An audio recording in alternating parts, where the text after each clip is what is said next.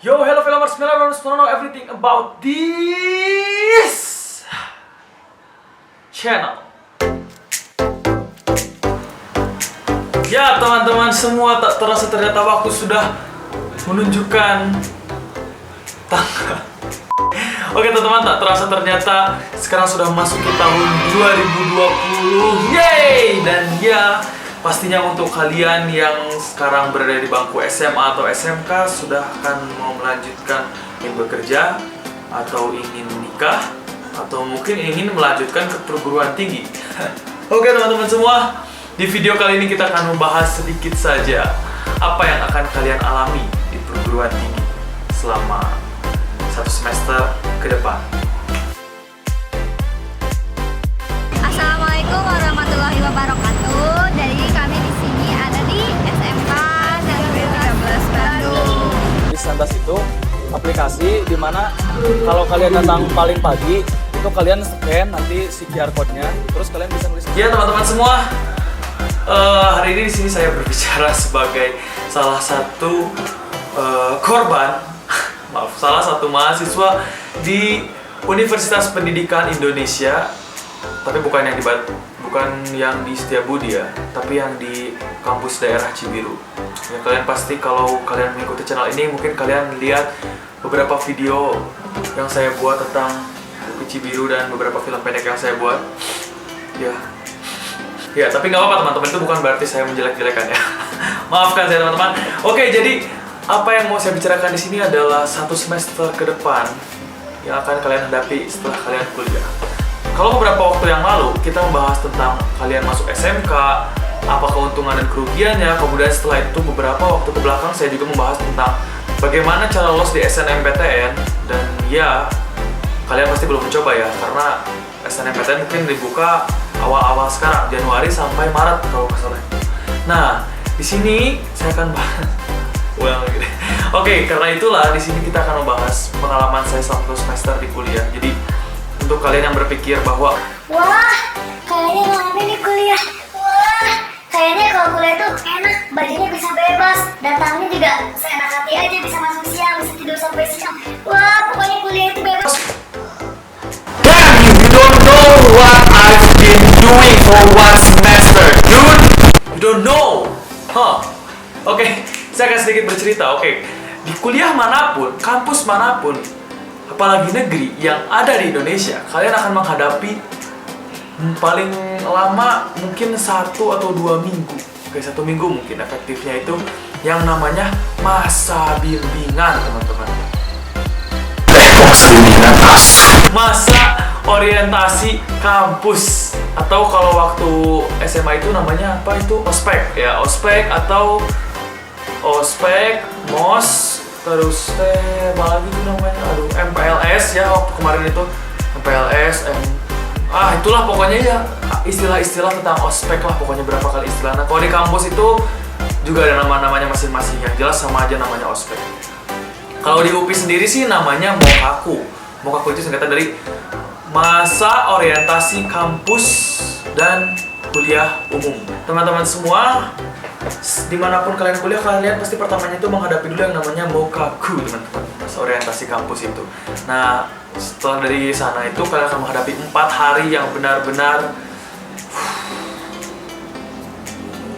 udah, pokoknya kalian bisa lihat rambut saya panjang seperti ini. Ya, ini saya panjangkan seperti ini. Itu setelah menghadapi ospek-ospek tersebut, karena sebelumnya enggak, teman-teman. Apalagi di beberapa fakultas itu kalian itu diharuskan untuk gundul, botak, apalagi anak-anak teknik.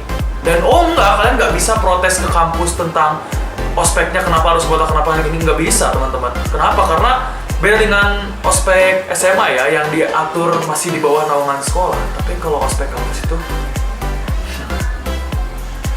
enggak. Ospek kampus itu benar-benar dipegang oleh Badan Eksekutif Mahasiswa atau BEM, di mana kampus itu hanya sebagai pengawas dari luar aja. Selama tindakannya nggak terlalu represif ya, sampai mukul, sampai ada yang cedera, apalagi sampai masuk rumah sakit sampai meninggal, itu kampus akan ya terserah gitu. Jadi kalian siap-siap aja untuk yang mau masuk, oke? Setelah dari ospek 1 kampus, kalian akan menghadapi juga yang namanya ospek fakultas ya. Kalau mungkin kalau di kampus besar itu ada ospek fakultasnya juga ya. Tapi kalau di Cibiru sih cuma langsung ospek jurusan ya. Ospek jurusan di mana yang bakal ngospek kalian itu adalah dari kakak-kakak tingkat kalian di jurusan kalian sendiri. Ya saya berbicara lewat kampus saya aja ya.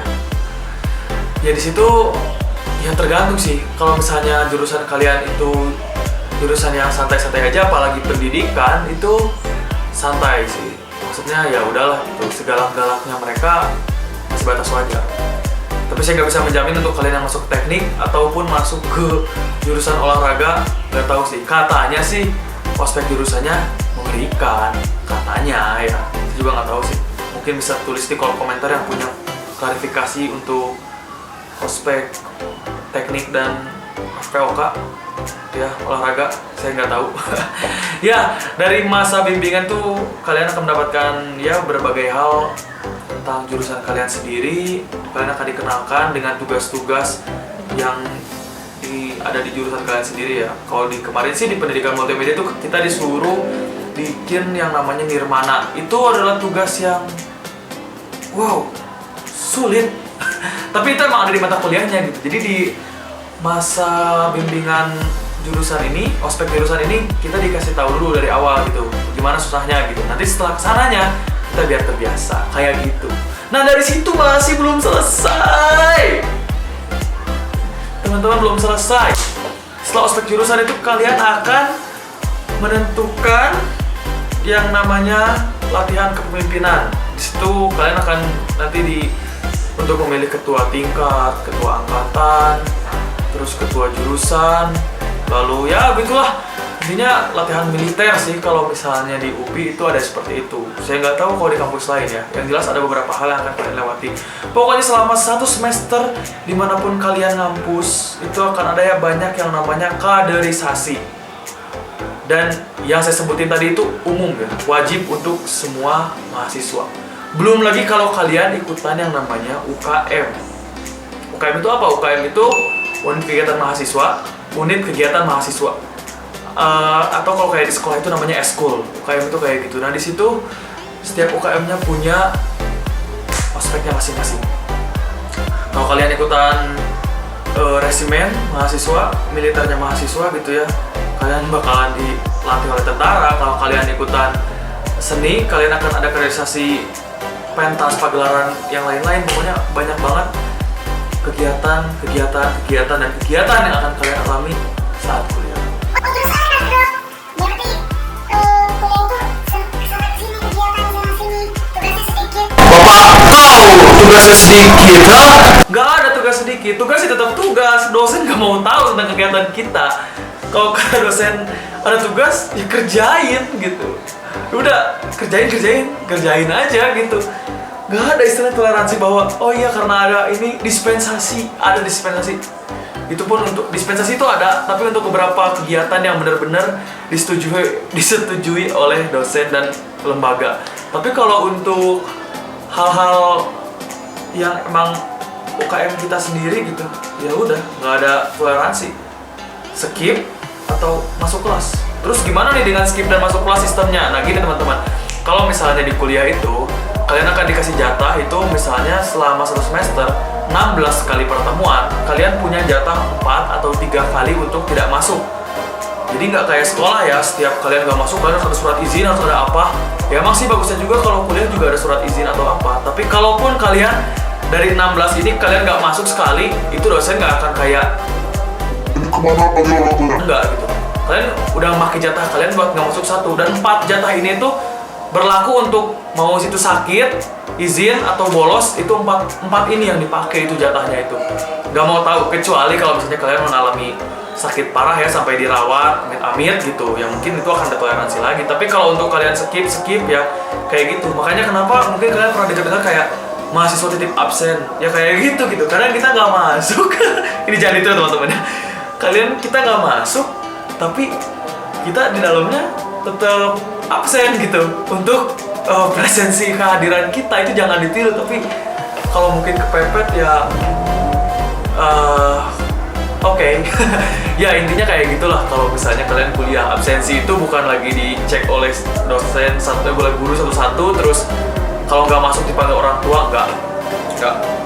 Nanti itu setelah misalnya kalian dari 4 kali kalian melakukan bolos yang kelima, 4 kali dalam satu mata kuliah ya. Jadi misalnya matematika, kalian di kuliah matematika itu punya jatah 4 kali nggak masuk, bukan dalam seminggu atau dalam satu semester kalian 4 hari nggak boleh masuk, bukan kayak gitu sistemnya. Jadi satu mata kuliah itu ada 4 kali jatah untuk tidak masuk, 4 atau 3 atau 2 itu gimana kebijakan dosennya sih ya.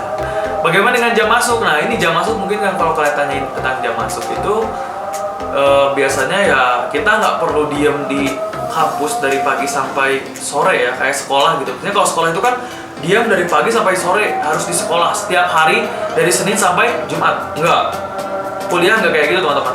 Kuliah kalian masuk jam 10 ya datang jam 10.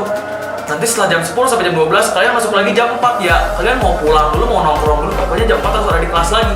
Kayak gitu teman-teman. Jadi bukan lagi presensi harus hadir selama full day gitu loh. Kalau kuliah itu kayak gitu teman-teman. Jadi lebih dikasih kebebasannya di situ lah ya untuk kuliah itu. Gitulah. Lalu bagaimana dengan demo-demo mahasiswa yang kemarin? Apakah itu termasuk dalam agenda kuliah? Oh, tentu saja tidak teman-teman. Iya, jadi memang ada beberapa kampus yang menyuruh mahasiswanya untuk pindah kuliah di Senayan. Kalian ikut demo semua. Tapi kebanyakan sih enggak gitu. Jadi kalian kalau misalnya ada yang berambisi kayak aku mau jadi mahasiswa biar bisa ikut demo, udah pasti diizinin. Diizin dari mana? Kalian untuk demo itu, kalian harus sembunyi setengah mati teman-teman. Kalian nggak boleh ngasih tahu dosen siapapun kecuali dosennya tahu sendiri, dan itu pun diharapkan tidak ya, karena itu akan mengganggu reputasi kalian di kampus. Kenapa coba? Kalau misalnya dosennya setuju, syukur. Kalian ikut demo mungkin kalian dapat nilai tambah, minimal kalian nggak diapa-apain. Tapi kalau dosennya ternyata bukan dosen yang tipe suka demo gitu dan nggak suka mahasiswa yang demo, kalian bisa ditandain, nilai kalian bisa-bisa ada yang diturunin atau ada masalah. Terus itu mau ngadu ke siapa? Susah teman-teman kalau kayak gitu. Makanya kalian harus diam, jangan kalau kalian mau demo kalian kayak Aku mau ikut demo, semuanya ikut. dan kalian ngomong di depan dosen, kalian bunuh diri teman-teman. Jangan, please. Jangan kalau kalian mau ikut demo-demo kayak gitu. Ya emang status kalian udah mahasiswa dan kalian pantas untuk ikut demo kayak gitu. Kalian udah punya hak untuk menyuarakan suara mahasiswa. Tapi ya jangan, bukan berarti kampus mengizinkan. Kalian ya emang harus main pinter keluar dari kampus. Kayak gitu teman-teman. Ya mungkin itu aja teman-teman yang udah saya alami selama 1 semester, mulai dari kaderisasi sampai demo. Ya alhamdulillah saya sudah menghadapi semuanya, meskipun dengan beberapa masalah. Oke, jadi video ini itu untuk semua calon mahasiswa yang ada di Indonesia.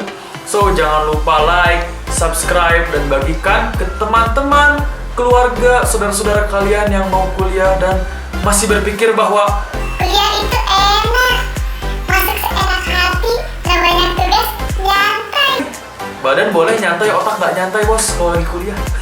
Gitu aja sih sedikit. Oke, thanks for watching. My name is Vicky from Vicky Craft TV. Thank you and goodbye. Whoosh.